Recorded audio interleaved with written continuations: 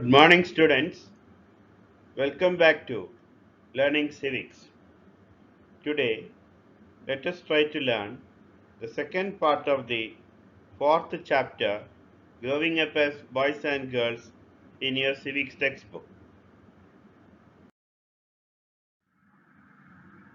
You have learned the definition of the term gender, the way the society expects boys and girls should behave when they grow up, the reasons for devaluing the work done by women, etc., from the previous module of this lesson. You know, there are only 29 countries in the world today which have women as heads of government. Here you can see one among the such heads of states. You see Vidya Devi, the president of Nepal. Low value attached to household and caregiving work is not an individual or family matter. It is part of a larger system. Equality, as we all know, is an important principle of our Constitution. The Constitution says that being male or female should not become a reason for discrimination. But in reality, inequality between the sexes exists. An Indian politician, Renuka Chaudhary, says 70% of the women in India are tortured or mentally harassed at home. And she also says that 38% of the men in India admit that they have physically tortured or mentally harassed their partners. So it is time to stop this violence. These are not individual or family matters. Women empowerment is central to overall progress of our society. The government has introduced several schemes and programs to tackle the growing problems of female feticide and female illiteracy. The National Literacy Mission and Saksha Bharat Abhiyan were begun with the aim of substantially improving the literacy rate among women. The 11th five-year plan aims at holistic empowerment of the girl child. Recommendations were made with reference to survival of females and their right to be born, schemes to tackle the problem of decreasing sex ratio, and nationwide awareness program to sensitize against female feticide were introduced.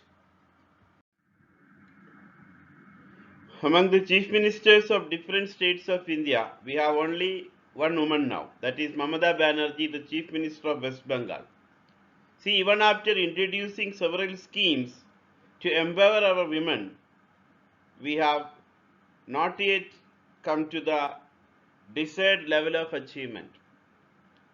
Among the governors of 28 states in India, we have only 5 women as governors. Among the members of Lok Sabha, there are only 78 women as MPs. And we have only 25 women MPs in Rajya Sabha. And you see, based on a report published by Times of India recently, 57% of girl students drop out of schools by class 11. This is what one of the reports says. So here lies the reason for the problem. We have to empower our women. For that, they should be educated. But our society does not give much importance to educating girls. Definitely, there are many efforts from the part of the government to help women and empower them. Government has set up Anganwadis or childcare centers. The government has passed laws that make it mandatory for organizations that have more than 30 women employees to provide creche facilities. This helps girls attend schools. Women in India have been granted more representation in Gram Panchayats since the 1990s.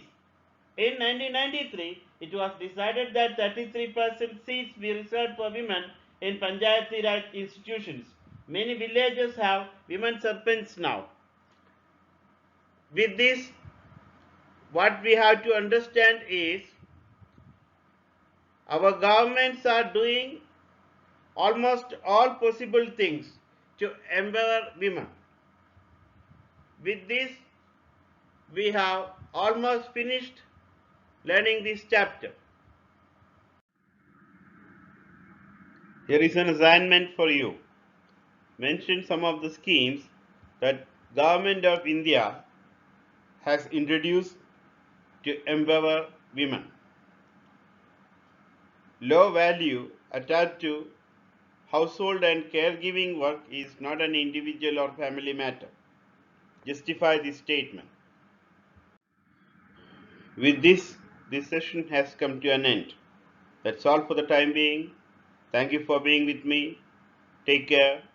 Stay safe.